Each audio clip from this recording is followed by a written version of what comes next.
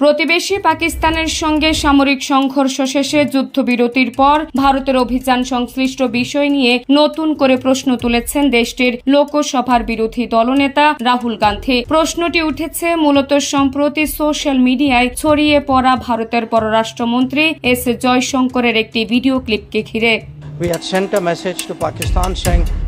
2 দিন আগে রাহুল গান্ধী জয়শঙ্কর ওই ভিডিও ক্লিপটি পোস্ট করেছেন, যেখানে জয়শঙ্করকে বলতে শোনা যায়, অভিযানের শুরুতেই আমরা পাকিস্তানকে একটি বার্তা পাঠিয়েছিলাম, আমরা সন্ত্রাসী অবকাঠামোতে আঘাত করছি এবং আমরা সেনাবাহিনীর উপর হামলা করছি না।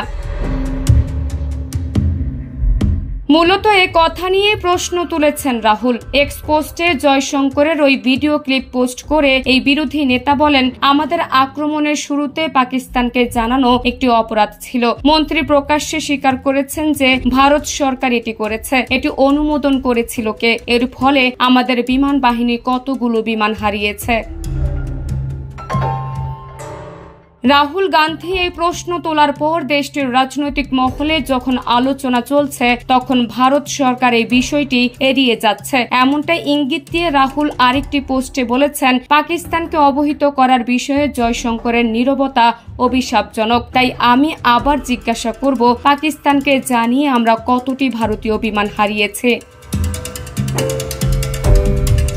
এ নিয়ে এক্সপোস্টে কংগ্রেসের সাংসদ মানিকম ঠাকুর বলেছেন, যে কোনো সংসদীয় গণতন্ত্রে বিরোধী দল জাতীয় নিরাপত্তার বিষয় উত্থাপন করলে মন্ত্রীদের জবাব দিতে বাধ্য থাকতে হয়। তবুও জয়শঙ্কর নীরব রয়েছেন। এই নীরবতা গুরুতর প্রশ্ন উত্থাপন করে, কেন পাকিস্তানকে আগে থেকে জানানো হয়েছিল? অপারেশনাল গোপনীয়তার এই লঙ্ঘনের অনুমোদন কে দিয়েছে?